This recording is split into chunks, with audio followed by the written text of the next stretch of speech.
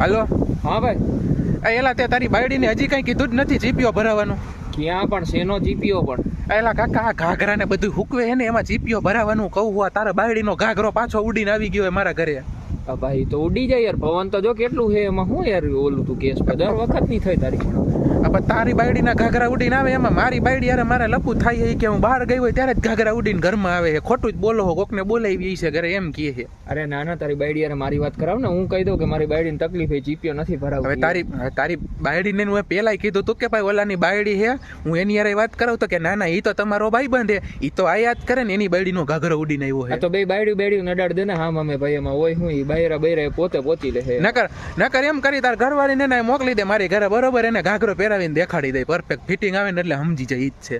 એટલે એમ નહીં મારી અરે હું હામો નહીં હોય બાબા, મારી બાયડીને બે ચર્ચા વિચારણા કરશે એકલી એમ. હું તો બહાર વયો જઈશ ઘરની. આ તો ઈ જ તો કહું, આપણે બે તું મારા ઘરે આવેલો